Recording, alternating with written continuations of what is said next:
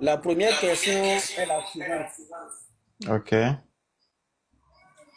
Le prophète ne peut-il que transmettre ou peut-il enseigner, expliquer la religion musulmane?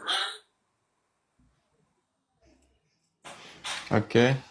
Inch'Allah ta'ala.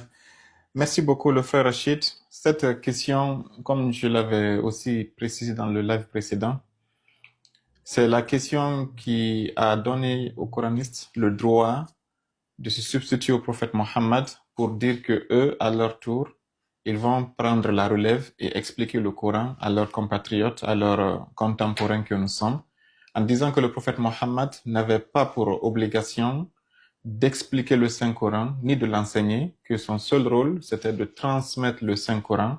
Et ils disent que le mot Rasoul, déjà, qui veut dire messager, ils disent dans les temps passés, quand on donnait une lettre à un messager, il quitte le palais d'un roi X pour un roi Y. Il donne la lettre au roi Y et puis il s'en va. Ce messager ne connaissait même pas parfois le contenu du message qu'il a donné au deuxième roi. Donc ils disent que un Rasoul, sa seule fonction, c'est de prendre une lettre de la part du donateur pour donner la lettre au receveur qui est le bénéficiaire. Et dans le cadre du Saint-Coran ici, ils disent que le prophète Mohammed sallallahu alayhi wa sallam, comme ils disent dans le verset qu'ils disent, Bismillahir Rahmanir Rahim, Suratul Maïdah, verset 99, Ma ala rasoul illa al-balagh. Allah a dit que il n'appartient au prophète que le fait de transmettre. Donc pour eux, établir, transmettre ici, c'est de prendre le Saint-Coran de la science divine et de le transporter à la connaissance humaine. Et puis c'est tout.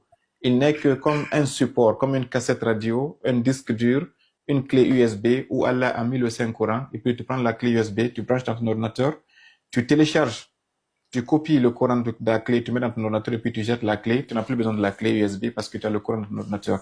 Donc voilà un peu comment est-ce qu'il présente le prophète Mohammed sallallahu alayhi wa sallam. Cette question, comme on l'a démontré dans la vidéo précédente, on a dit que c'est une question piège. On appelle ça en arabe al-mughalata. C'est-à-dire que c'est une manipulation intellectuelle pour ceux qui ne connaissent pas tous les versets du Saint-Coran. OK? Ok, je vois quelqu'un qui me demande sur l'Imam Hassan Center. Inshallah ta'ala, Imam Hassan Center is going very well. Inshallah, we have meeting tomorrow, Saturday. We invite you to join us about the renovation program, inshallah.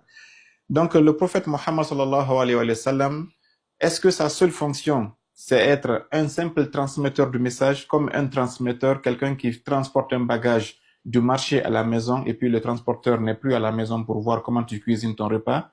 Ou bien le prophète Mohammed a-t-il un rôle plus important et plus profond? Comme c'est le Coran qu'ils utilisent et qu'ils acceptent, on ne va utiliser que le Saint-Coran dans toute la vidéo, on ne va citer aucun hadith, inshallah ta'ala. Le verset qu'ils ont utilisé, Suratul Ma'idah, verset 99, Allah dit, Ma ala rasoul illa al-balagh. Il n'appartient au prophète que de transmettre. Mais quand on demande au Saint-Coran, au Al-Quran al-Karim, qu'est-ce que tu entends par établir, transmettre, et répond par plusieurs versets. Un des versets qu'on a dans le live passé est le suivant, Suratul Nisa, verset 59. Il dit, Bismillahir Rahmanir Rahim, Ya ayyuhalladhina amanu, ati'u Allah wa ati'u rasulahu ulil amri minkum. Ça, c'est la conséquence. Quand le prophète fait le tablir, obéissez au prophète, obéissez à Dieu, obéissez aussi aux gens du commandement. Mais le verset qui nous concerne ici, c'est Al-Imran, verset 164, où Allah dit, Bismillahir Rahmanir Rahim, Laqad manna Allahu ala al-mu'minina, idh ba'atha fihim rasulan. Allah a fait grâce aux croyants en leur envoyant un messager. Voilà un peu, Allah dit, moi je vous ai fait une grande bénédiction pour les musulmans quand je vous ai envoyé un messager. Mais c'est comme quelqu'un demande à Dieu, mais ton messager là, quelle sera sa fonction quand tu l'envoies? Il dit, Yatlu alayhim ayatihi. Allah dit, la première fonction de mon messager, c'est de vous lire mes versets. Autrement dit, le Coran, les versets qu'il a entendus de moi, comme il est le seul qui a eu la capacité de recevoir ma parole, quand je l'enverrai vers vous, Yatlu alayhim ayati, il a pour première fonction de vous lire les versets. Si Dieu s'était limité ici, on dirait que les Coranistes avaient raison. C'est-à-dire que le prophète Mohammed entend les versets du Saint-Coran de la part d'Allah, il vient, il rassemble les gens, il dit, voilà ce que Dieu m'a révélé, il lit la Fatiha, il lit Iqra bismi rabbika, et puis c'est fini. Mais Allah n'a pas mis point, il a mis virgule. Il dit, wa yuzakkihim, il sera là, il va vous accompagner pour vous purifier. Ça c'est 2. Wa yu'allimuhumul kitab, et il va vous enseigner le livre. Cette troisième fonction, elle démolit toute la croyance des Coranistes. Le prophète Mohammed n'est pas qu'un lecteur du Saint-Coran, n'est pas qu'un transmetteur du Saint-Coran, il va l'enseigner.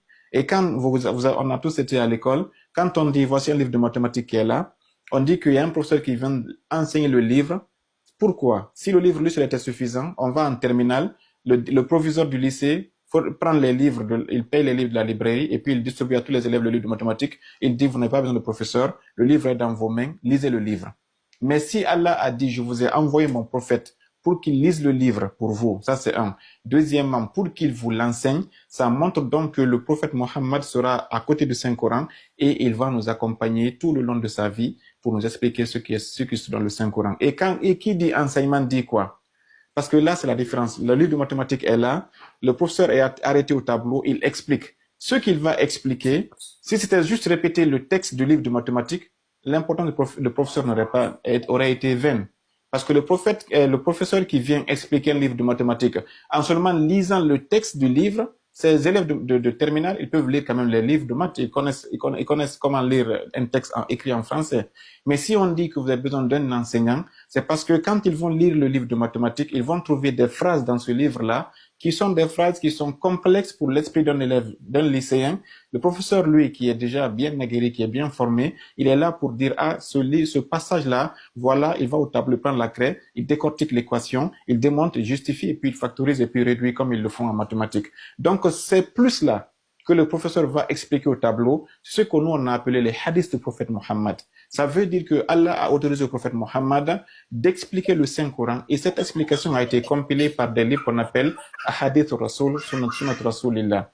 Donc si les coranistes maintenant veulent nier les hadiths du prophète Mohammed, en réalité, ils ne nient pas les hadiths, ils nient ce verset qui donne au prophète Mohammed le pouvoir d'enseigner le Saint-Coran. Et qui dit enseigner? Parce que le Coran a dit dans le même verset, Yatlu alayhim, il lira le texte, mais il va le commenter aussi. Donc ça veut dire que le commentaire là ne sera pas le texte, mais ça sera une autre phrase, un autre paragraphe qui vient du prophète Mohammed. Bien sûr, tout ce qu'il dit vient de la part d'Allah, mais ça ne sera pas dans le texte, ça sera de sa bouche et ce que les compagnons ont noté comme étant les hadiths du prophète Mohammed. Donc ce verset démentit complètement les coranistes qui disent que le prophète Mohammed n'est qu'un support où Allah a mis le Coran dans sa bouche et puis il vient lire le Coran et puis il s'en va. Il lira le verset, mais il va aussi enseigner le livre aux hommes. Ça, c'est par rapport à cette première question. Et comme on l'avait dit dans le live passé, ils vous disent, ça c'est sous-entendu dans la première question que vous avez posée, ils disent que Al-Qur'anu tibyanu li kulli shay'in. Le Coran dit que lui-même, c'est lui qui détaille toutes choses. Et Allah dit, wa fassalnahu tafsila. Allah dit ce livre-là, je l'ai détaillé, mais de façon complètement détaillée. C'est-à-dire que de façon tafsila, Allah dit le livre que je vous ai donné, il est complètement détaillé. Il n'y a rien qui est caché dedans. Tout est détaillé. Donc les coranistes utilisent ces versets pour dire que non, si le livre lui-même, il est clair, si le livre lui-même, il est détaillé, est-ce qu'on a besoin de détailler ce qui est déjà détaillé? Voilà un peu la manipulation intellectuelle qu'il joue sur les TikTok et autres.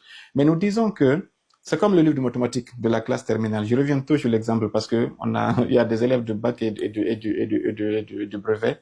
Un livre de mathématiques classe terminale, il est détaillé, il est très bien expliqué. Les auteurs ont tout fait pour que le livre-là soit accessible. Mais prends ce livre-là et donne à quelqu'un qui vient d'accéder en classe de terminale et dis-lui d'expliquer le livre-là. Il ne va pas comprendre 50% ou 60% du livre. Pourquoi?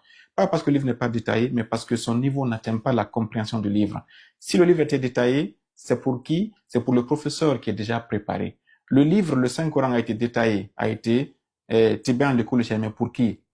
Pour le prophète Mohammed. Et c'est pour cette raison qu'Allah, dans le Saint-Coran, a dit wa anzalna ilayka dhikra litubayyina lin-nasi ma nuzila ilayhim. Ô prophète Mohammed, nous t'avons choisi toi, nous t'avons donné le livre afin que tu expliques aux hommes ce qu'on a descendu vers eux. Autrement dit, Allah dans le Saint-Coran dit que le Coran est détaillé, mais pas pour n'importe qui. Il est détaillé, mais pas pour tout le monde. Il est détaillé pour qui? Pour le prophète Mohammed. Et comme lui, c'est détaillé pour lui, Allah lui donne une troisième mission. Wa anzalna ilayka dhikra. Pourquoi? Litubayyina lin-nas, pour que tu détailles, pour que tu éclaires, pour que tu expliques aux hommes ce qu'ils ont reçu comme la révélation. Donc c'est Allah lui-même qui a donné le prophète Mohammed qu'il a officiellement nommé comme étant son rasoul, qui explique le livre, qui détaille le livre et qui enseigne le livre. Celui qui rejette ces versets, on ne sait pas s'il est réellement musulman ou bien s'il fait la sourde oreille. Donc voilà ce que je pouvais dire par rapport à cette première question. Merci beaucoup. Merci beaucoup, Cheikh. De En rien. réalité, même si nous allons comprendre ce qu'ils disent, ils ignorent que la compréhension de tout un chacun de nous est différente. Mhm. Et d'un niveau à un autre. Mhm.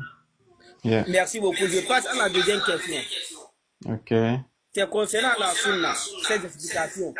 Mhm. Sont-ils opposables à tous les musulmans ou seulement à ceux de son époque?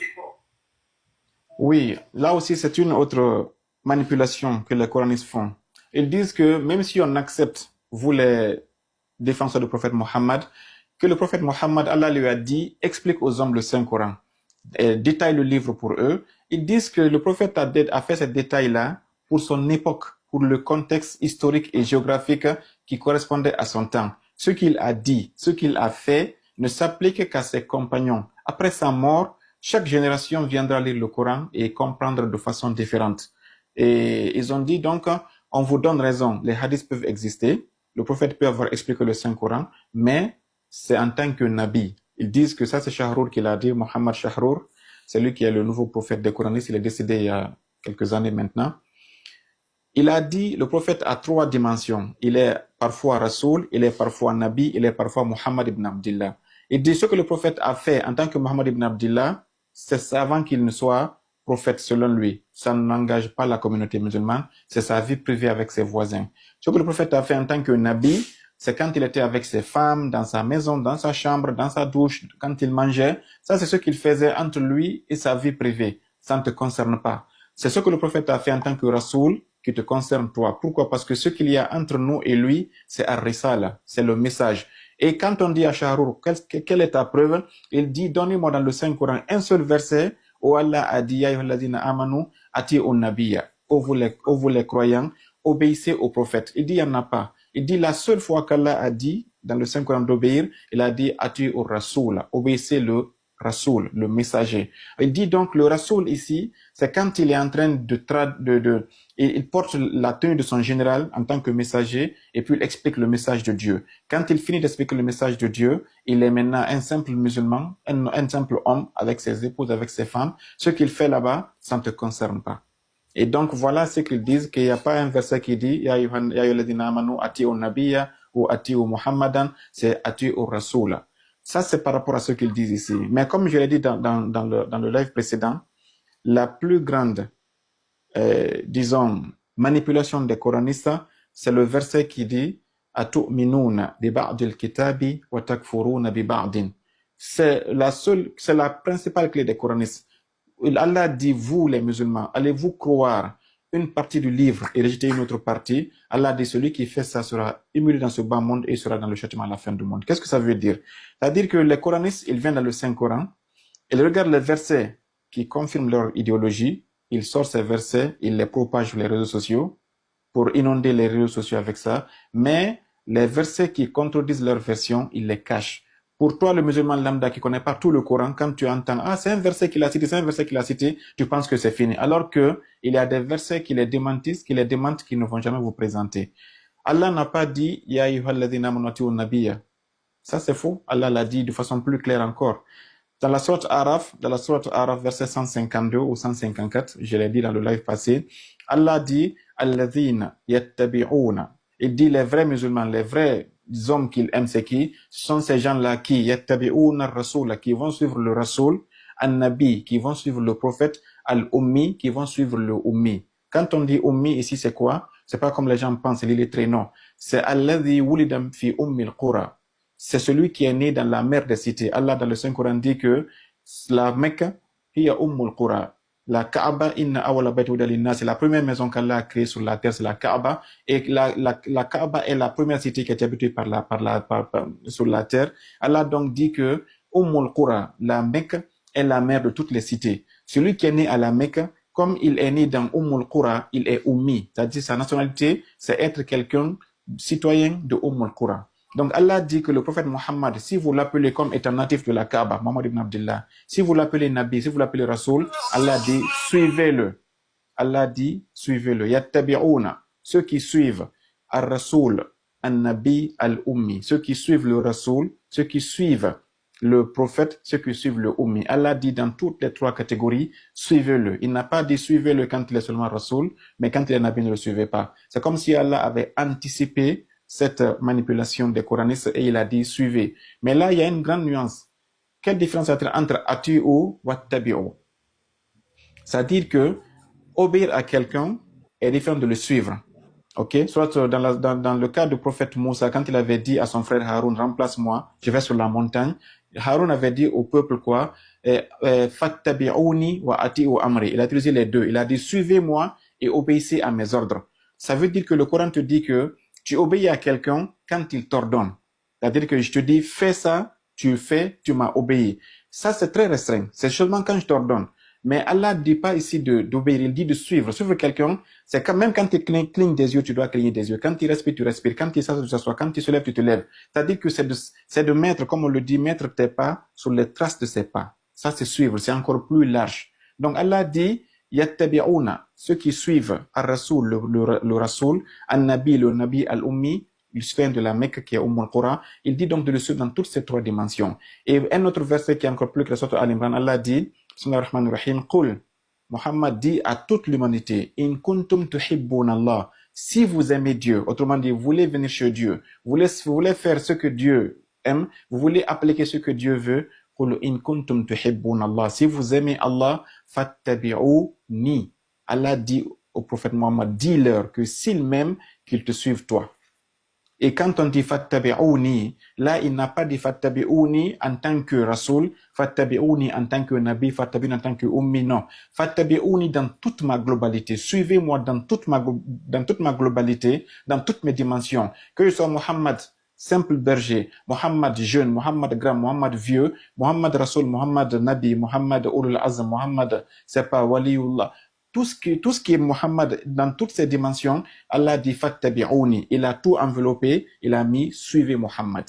C'est fini. Et celui qui ne suivra pas Muhammad, c'est qu'il n'aime pas Allah. C'est le verset qui dit si vous aimez Dieu, suivez Muhammad. Et si vous suivez Muhammad, qu'est-ce qui va arriver? Allah dit yuhbibkumullah. En ce temps, Allah va vous aimer.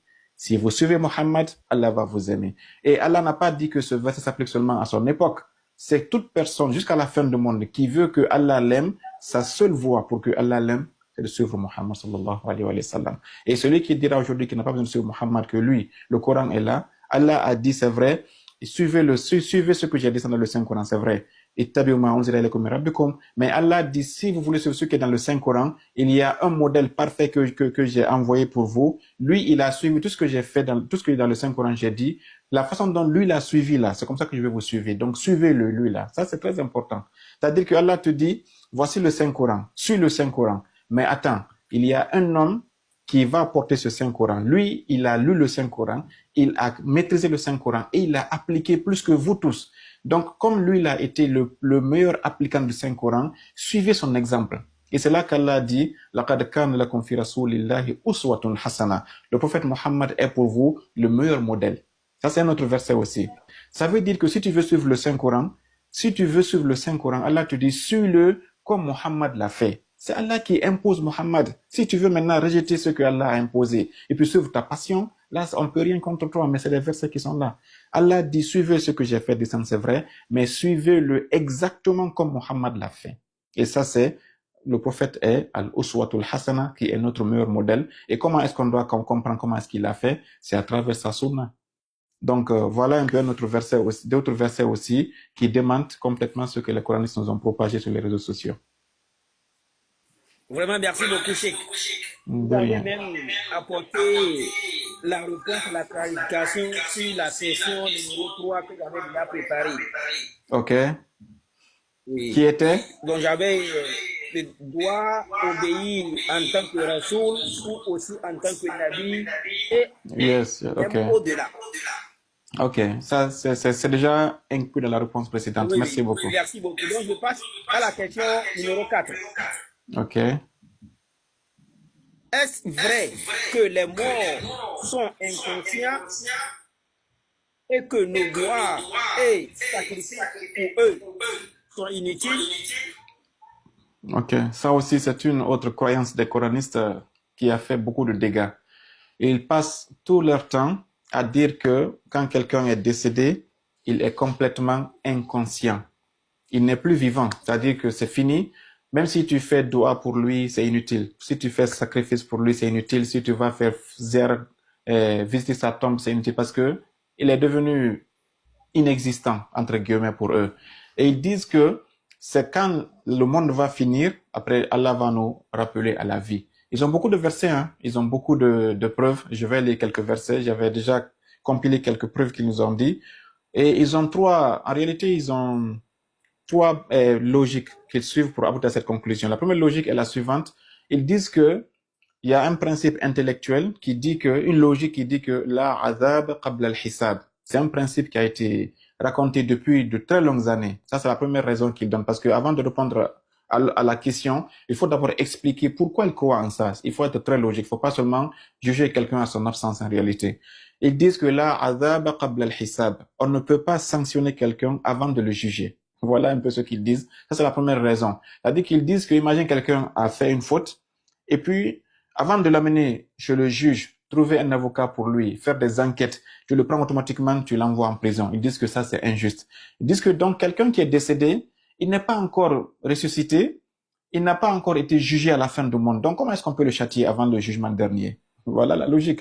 Et c'est une logique qui peut frapper l'intelligence. On est d'accord, mais on va voir que le Coran les démentit aussi. Donc, il dit, ça, c'est la première raison. Là, azab qabla al-hisab. Il n'y a pas de sanction avant le jugement. Et le jugement se fera quand est-ce? Yawm al-hisabi, après la résurrection, Yawm al-qiyamah. La deuxième raison qu'ils donnent, je vais rechercher parce que j'ai un peu oublié la deuxième raison. Ils disent que, la deuxième raison, ils disent que quand nous serons ressuscités, Allah va demander aux gens qui étaient dans les tombes, comme labistum, combien de temps avez-vous duré dans la tombe? Ils diront labisna yawman aw ba'da yawm. Ils diront nous avons duré dans la tombe seulement un jour ou un demi-jour. C'est-à-dire qu'on a duré qu'une matinée, quoi, ou bien une soirée. Ils disent que si c'était vrai quelqu'un qui est décédé depuis, par exemple, le temps du prophète, disons Pharaon qui est décédé depuis le temps du prophète Moussa, depuis que Pharaon est enterré jusqu'à présent, on peut dire qu'il a plus de 5000 ans. Quelqu'un qui a été châtié dans sa tombe pendant 5000 ans, Allah lui demande à la fin du monde, combien de temps as-tu duré dans ta tombe? Il dit, j'ai duré qu'une petite matinée. Ils disent que c'est pas vrai, c'est pas logique. S'il avait été dans le châtiment pendant plus de 5000 ans, il allait dire, non, j'ai été châtié pendant de longues années. Il va même dire peut-être 10 000 ans parce que la douleur va lui faire amplifier la durée de son châtiment.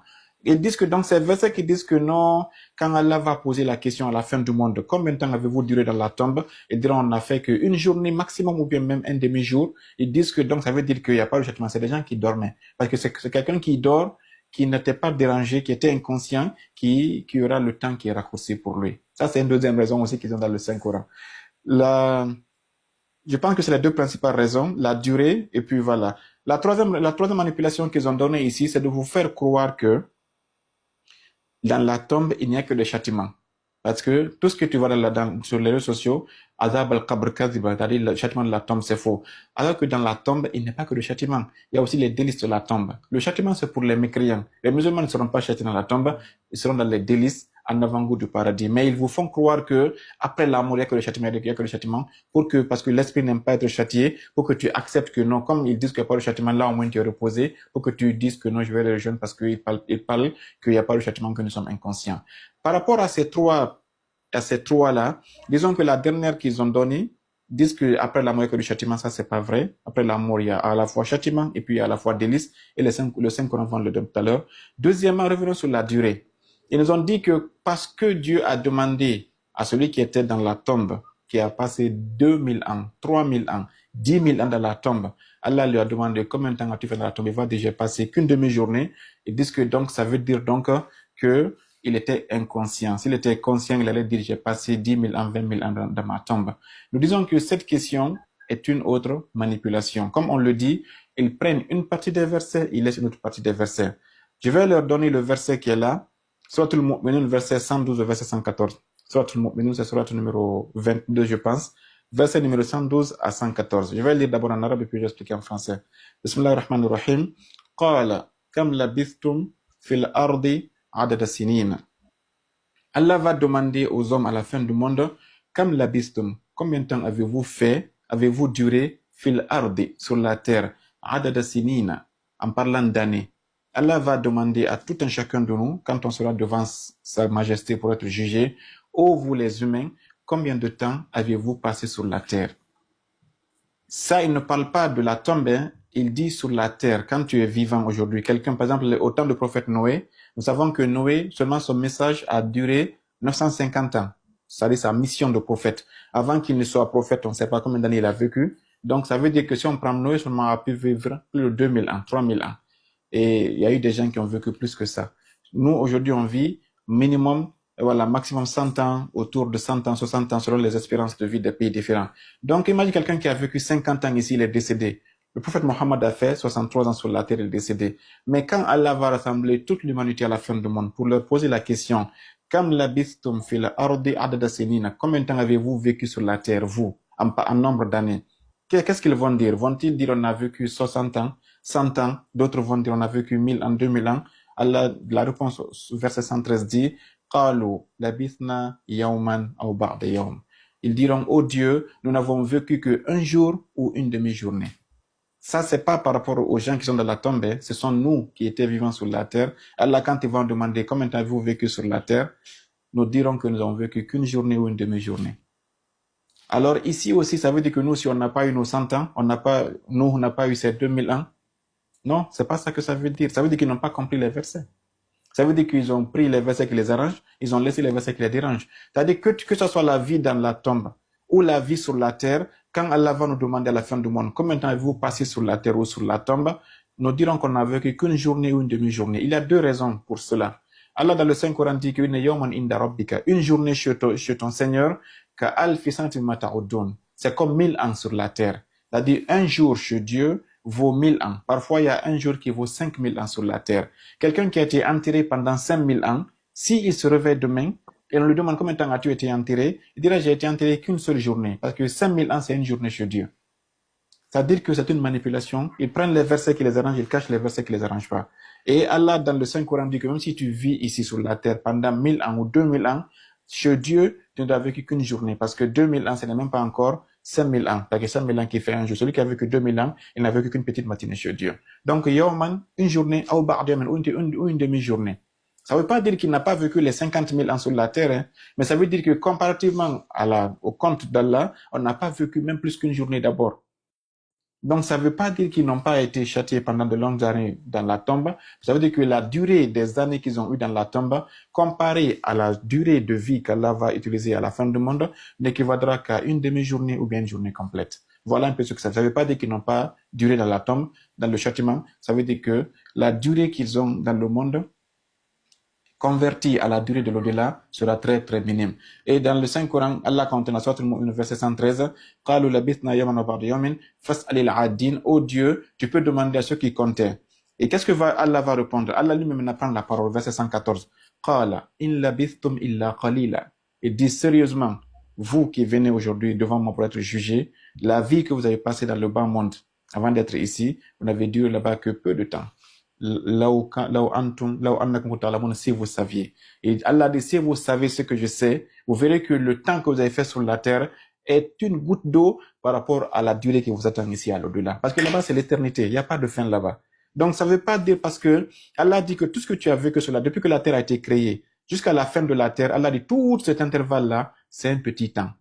Mais ce petit temps-là, c'est par rapport à Dieu. Pour nous qui sommes là, on a nos matins, nos soirs, nos semaines, nos mois, nos semestres, nos années, nos siècles. Les historiens nous racontent combien. Les archéologues nous disent qu'il y a eu des squelettes qui ont passé des millions d'années depuis qu'ils ont existé. Mais tous ces millions d'années, comparés au temps qui est à l'au-delà, Allah dit c'est un petit temps. Ça ne veut pas dire que le temps là n'existait pas, mais ça veut dire seulement que quand on le compare à l'autre temps, il est petit. Donc ça, c'est par rapport à la question du timing, ça ne tient pas debout. Les coranistes, c'est pas qu'ils étaient inconscients, mais c'était qu'ils étaient conscients dans une longue durée, mais une longue durée qui devient petite comparée à la grande durée de l'au-delà. Ça, c'est par rapport à la question qui dit que ils nous diront qu'ils ont passé sur la tombe qu'une journée. C'est pas une journée terrestre, c'est une journée, voilà, de l'au-delà. Ça, c'est par rapport à la question temps. Maintenant, par rapport à la question châtiment, ils disent le principe est le suivant, la azab qabla al-hisab. Allah, ils disent que Dieu est tellement juste qu'il ne peut pas châtier quelqu'un avant de le juger. Et donc, si quelqu'un, dès qu'il meurt, il est directement dans le châtiment de la tombe avant la fin du monde, au jour de laquelle il y aura le jugement, et c'est comme si Allah a été injuste. Là aussi, comme le plus souvent, ils prennent une partie des versets, ils rejettent l'autre partie. Allons dans le Saint-Coran et demandons à Dieu, ton châtiment là, comment est-ce qu'il fonctionne? Surat At-Tawbati, verset 101. Allah dit, bismillahir-rahmanir-rahim, le verset est long. Allah parle des hypocrites qui étaient dans Médine. Allah dit, Allah dit au prophète Mohammed, autour de toi à Médine, il y a des hypocrites. Même à Médine, avec les gens que tu vis matin et soir, il y a des hypocrites qui sont autour de toi. Même toi, tu connais pas tous, tu les connais pas tous, mais moi, je les connais. Allah dit, ces hypocrites-là qui viennent autour de toi, qui prient avec toi, qui jeûnent avec toi, qui vont dire avec toi, mais qui sont des hypocrites. Allah dit, sanu'adhibuhum marratayn. Allah dit, je vais les châtier 2 fois. Ça, c'est très important. Allah dit que al-azab, le châtiment que moi j'ai ici, c'est un châtiment double. Ça, c'est d'abord le premier verset. Ça veut dire qu'il n'y a pas qu'un seul châtiment, il y a 2 types de châtiments chez Dieu. Soit au Tawbati, verset 101. Maintenant, allons plus loin. Demandons à Dieu, ces 2 châtiments-là, sont-ils dans ce bas monde ou bien à l'au-delà, ou bien tous sont à l'au-delà? Et comment est-ce qu'ils vont se manifester? Surat Al-Imran, verset 56. Allah dit, فَأَمَّا الَّذِينَ كَفَرُوا. Allah dit, quant aux gens qui sont dans la mécréance, فَأُعَذِّبُهُمْ عَذَابًا شَدِيدًا فِي الدُّنْيَا وَالْآخِرَةِ وَمَا لَهُم مِّن نَاصِرِينَ. Allah dit, les mécréants, فَأُعَذِّبُهُمْ عَذَابًا, je vais les châtier d'un châtiment terrible, ou فِي الدُّنْيا, dans ce bas monde, وَالْآخِرَةِ, et à l'au-delà. Donc Allah dit que mon châtiment n'est pas réservé qu'à l'au-delà. Mon châtiment est réservé à la fois ici et à l'au-delà. Ça, c'est très important. Comme ils disent que là, azab qabla al-hisab, il n'y a pas de châtiment avant le jugement, Allah dit que c'est faux. Le châtiment que moi j'ai, il y a un châtiment qui est déjà ici dans le bas monde et un châtiment qui viendra à la fin du monde. Ça veut dire donc ici que toute la croyance est noyée à l'eau. Si Allah dit qu'il y a un châtiment qui est possible dans ce bas monde, ceux qui parlent du châtiment de la tombe, azab al-qabr, donc, fait partie du châtiment là. C'est tout. Il a dit que c'est même pas un hadith pour dire que c'est un hadith authentique ou pas authentique. Surtout à Al-Imran, verset 56. فَأَمَّا الَّذِينَ كَفَرُوا فَأُعَذِّبُهُمْ فِي الدُّنْيَا عَذَابًا شَدِيدًا فِي الدُّنْيَا وَالْآخِرَةِ. Ceux qui ont la mécréance, je vais les châtier d'un châtiment douloureux et terrible, فِي الدُّنْيا, dans ce bas monde, وَفِي الْآخِرَةِ. Maintenant, demandez-vous où est-ce que le châtiment des mécréants sur la terre, eux qui bombardent les enfants en Palestine aujourd'hui, eux qui tuent et qui font les ribas, qui violent, où sont les châtiments? Les cartels de drogue qui sont là aujourd'hui, qui détiennent les mafias en Italie, où sont les châtiments aujourd'hui? Ils sont dans des palais, dans les voitures, ils vivent très bien. Soit le verset là est faux, soit on n'a pas compris le verset. Les coranistes veulent nous dire que ce verset ne s'applique pas. Allah dit, les mécréants, je les châtierai dans ce bas monde. Où ça se passera? Allah répond à la question suivante. D'abord, avant de répondre, je vous donne un autre verset qui prouve qu'il y a un châtiment dans le bas monde. Soit au Ra'di, verset 34. Allah dit, lahum adhabun fil hayati dunya. Les mécréants auront un châtiment dans ce bas monde. Wala adhabul akhirati. Mais le châtiment de l'au-delà, ashaqqu, sera encore plus dur. Ça veut dire donc qu'il y a un châtiment dans ce bas monde. Maintenant, où est-il? Allah répond ici. Suratul An'am, verset 93. Allah dit au prophète Mohammed et à nous tous, il dit Allah dit, oh Mohammed, si tu pouvais voir lorsque les injustes seront à la porte de la mort. Ça, c'est Allah qui parle. Et les anges, ils verront les anges tendre les mains. Allah dira aux anges, allez et arrachez l'âme de ces injustes-là. Ils leur diront quoi? Vous les mécréants, sortez vos âmes aujourd'hui. Et Al-yawma tujzawna adhab al-huni. C'est aujourd'hui même que vous allez être châtiés par le châtiment de l'humiliation. Suratul Araf, Suratul Anam, verset 93. Allah dit ici, lorsque tu verras les injustes à la porte de la mort, les anges viendront les encercler et leur dire, c'est aujourd'hui que vous rentrez dans le châtiment, vous les injustes. Ce aujourd'hui-là, c'est quel jour? C'est le jour de leur mort. C'est-à-dire que dès la mort de la personne, le châtiment est déclenché. C'est Allah qui le dit. C'est le verset surtout en verset 93. Ce n'est pas un hadith pour qu'on dise que c'est faux. Donc, si le prophète a dit qu'il y a des châtiments dans la tombe, voilà le verset qui le dit. Allah dit les injustes. Il ne parle pas de vous les croyants. Ne vous inquiétez pas. Je sais que le thème est lourd ici. Mais Allah ne dit pas si les musulmans arrivent à la mort. Non. Allah, dans le Saint-Coran, je vais vous amener des versets très paisibles où Allah dit si tu es croyant et que tu as dit la ilaha illallah, tu as prié, tu as jeûné, tu n'as jamais fait d'injustice contre quelqu'un, à ta mort, Allah dit les anges descendront sur toi, an salamun alaykum, diront paix sur toi, an Tibtum, vous êtes dans la paix. Un autre verset dit que Allah khawfun alaykum, wala hum yazanun. N'ayez pas peur et n'ayez aucun souci. Il dit nahnu awliya'ukum fil hayati dunya. Nous étions vos amis dans le bas monde, vous ne nous voyez pas et maintenant vous nous voyez, on va vous cortéger vers le paradis. Ça c'est ce que le musulman verra à la seconde où il verra l'ange de la mort. L'ange de la mort sera beau pour lui, sera très joli, avec un cortège d'anges, avec des habits du paradis, avec des nourritures du paradis, avec les lumières. Et même si son corps est en train de vibrer ici sur les doigts de la mort, mais son esprit, Allah dit que les anges lui diront, n'aie pas peur, nous étions avec toi durant toute ta vie, tu as été un bon musulman, viens, on t'accompagne à ta demeure du paradis. Ça, c'est par rapport au bon. Mais le mauvais, voilà ce que le Coran dit, surtout dans le verset 93, lorsque tu verras les injustes à la porte de la mort, les anges tendront leurs mains pour dire sortez vos âmes et les anges leur diront quoi? Aujourd'hui même, le jour où tu es en train de mourir ici, vous serez rétribués des châtiments, de l'humiliation, parce que vous avez dit sur Dieu ce qui n'est pas vrai, et vous étiez arrogant face à ces versets. Donc voici un peu ce que Dieu dit, que le jour de ta mort, si tu es bon, les anges vont te rassurer. Voilà, sois sans crainte, nous étions tes amis, voilà ta demeure au paradis, voilà tes habits, voilà tes nourritures, viens et savoure ton éternité dans la tombe en attendant la résurrection. Si tu étais aussi une mauvaise personne, le Coran te dit, les anges te diront, dès maintenant, on te jette dans le châtiment de l'humiliation. Si on veut le Saint-Coran, c'est que le Coran a dit, voilà. Et Allah va plus loin maintenant en expliquant le degré des martyrs.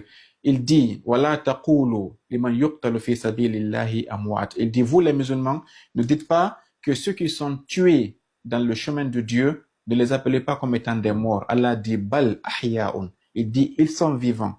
Un autre verset, voilà tahsabanna alladhina qutilu fi sabilillahi amwat. Ne pensez pas que ceux qui sont tués dans le chemin de Dieu sont morts. Il dit, bal ahya'un 'inda rabbihim yurzaqun. Allah dit, ils sont vivants. OK? Ils sont vivants au niveau de leur Seigneur, yurzaquna, et puis ils reçoivent les délices d'Allah, les grâces d'Allah, et ils sont contents, ils encouragent ceux qui sont vivants en leur disant, n'ayez pas peur, cherchez aussi à être comme nous, cherchez à mourir pour Dieu, car si vous mourrez pour Dieu, vous êtes pas automatiquement au paradis, vous serez vivants. Allah dit que les gens qui sont tués sur le chemin de Dieu sont vivants. Ahya'un, le mot hayat, le Coran l'utilise ici. Qu'est-ce que le Coran dit de ces versets? Ils vont jamais lire ces versets parce que ça les dérange. C'est des versets qui déstabilisent toutes leurs croyances. Ils vont toujours vous les cacher. La première fois que vous verrez un Coraniste parler de Azab al-Qabr, lisez ce verset-là pour lui. Dites que les martyrs, Allah dit qu'ils sont vivants, qu'ils sont en train d'être, ils sont chez Dieu et en train de recevoir sa grâce de façon perpétuelle et éternelle. Demandez-lui de l'expliquer, de vous expliquer ce verset, il ne le fera pas. Donc ça, c'est un autre verset aussi qui montre que il y a une vie dans la tombe. Il y a une vie qu'on appelle la vie tombale, qu'on appelle Alamul Barzakh. Maintenant, je suis d'accord qu'il y a plusieurs faux hadiths qui décrivent ces étapes. Ces faux hadiths-là, le prophète l'avait dit. Pas parce qu'il y a quelques faux hadiths qui décrivent la vie tombale qu'il faut dire que la vie tombale n'existe pas. Il faut filtrer, regarder ce que le Coran a dit sur la vie tombale, rechercher les hadiths qui vont avec les versets et puis suivre les hadiths qui sont faux, les rejeter. Mais pas rejeter le thème de la vie dans la tombe. Elle est vraie et elle est utile. Dans la Sourate Al-Kahf, pour terminer, lorsque Cheikh Khadr et le prophète Moussa sont venus dans le village, ils ont cherché à manger, les villageois les ont rejetés, ok? Qu'est-ce qu'ils ont dit? Et ils ont vu un petit mur qui allait tomber et puis le Cheikh Khadr a bâti le mur. Le matin, lorsque Moussa l'a demandé pourquoi, Allah dans le Saint-Coran a dit que ce mur appartient à des orphelins et il y a un trésor caché sur ce mur-là. Le mur là est en ruine. Quand il va tomber, les enfants sont encore petits. Les gens du village viendront prendre le trésor et les enfants seront démunis. Allah dit, le Cheikh Khadr dit que Allah m'a envoyé moi, Cheikh Khadr, et toi, Moussa, pour qu'on bâtisse ce mur-là, pour qu'on protège le trésor. Pourquoi?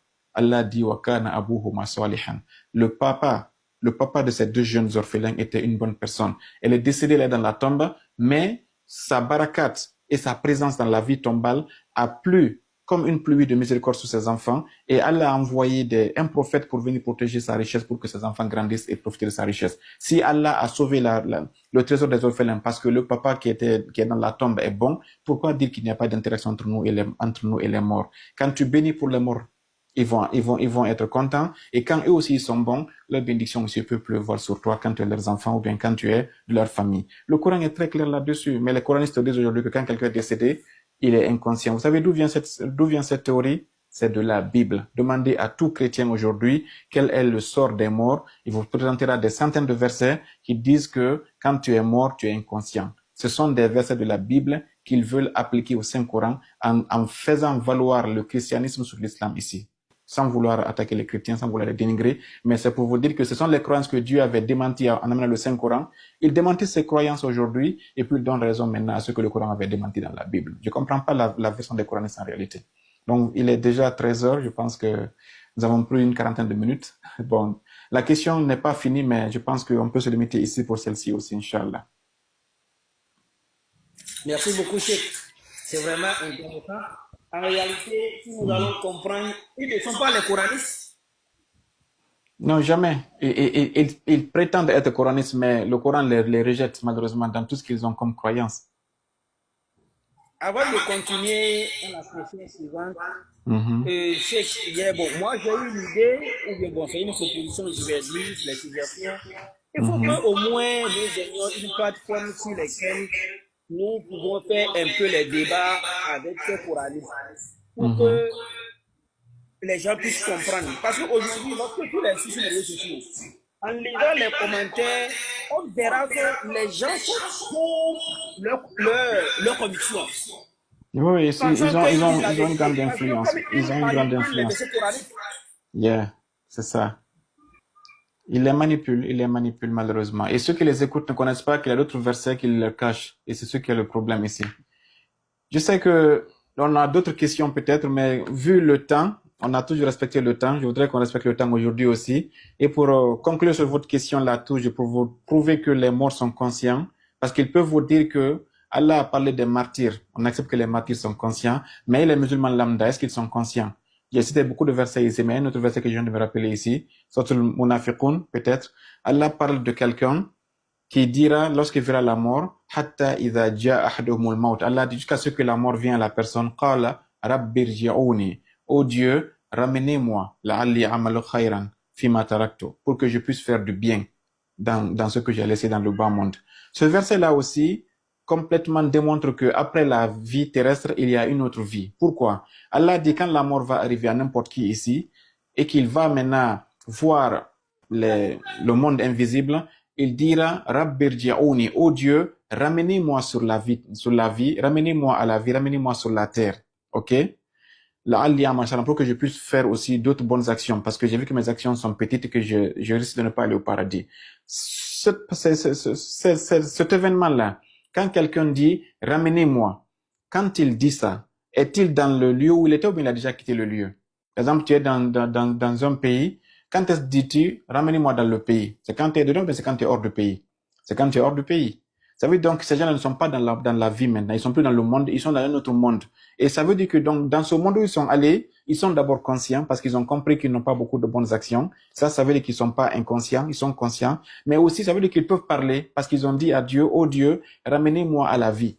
Ça montre que donc dès que tu quittes ce monde-là, tu n'es pas inconscient, tu es conscient de là où tu es, automatiquement après ta mort, et parfois tu veux demander à Dieu une prolongation du match pour que tu viennes encore avoir beaucoup de barrages et beaucoup de récompenses. Ça montre donc que ce n'est pas seulement les martyrs, même les musulmans ordinaires, tout le monde déjà, quand il quitte ce bas monde, il verra toujours que par rapport à ce qu'il attend, son bagage est très léger, il va dire à Dieu, Dieu, donne-moi une seconde chance pour que je vienne, je prie davantage, je fais beaucoup de sadaqat, je fais beaucoup de bons comportements pour que je puisse avoir beaucoup plus pour aller chez toi. Ça veut dire donc que les gens qui ont quitté la vie sur la terre, la vie, c'est ce bas monde, ils sont conscients et puis ils peuvent parler. Ça veut dire donc qu'ils sont pas, voilà, des inconscients comme les coranistes veulent vous enseigner. Donc, arrivé ici, je préfère vous remercier tous. Je sais que mon frère Rachid, vous avez beaucoup d'autres questions, mais on peut les reporter dans le live du samedi prochain à 16h temps universel, Inch'Allah, afin de pouvoir permettre aux gens de bien assimiler les questions, car il y en a, c'est des sujets nouveaux et on a besoin de temps pour les assimiler, Inch'Allah. Donc, merci à tous et je vous dis à tous assalamu alaikum wa rahmatullahi ta'ala wa barakatuh. Merci pour votre présence et je ne veux pas citer les noms pour oublier certains autres, Inch'Allah. Donc, merci frère Rachid et on va faire 3 salawats pour conclure le live, Inch'Allah. اللهم صل على محمد وآل محمد وعجل فرجهم اللهم صل على محمد وآل محمد وعجل فرجهم. Merci beaucoup.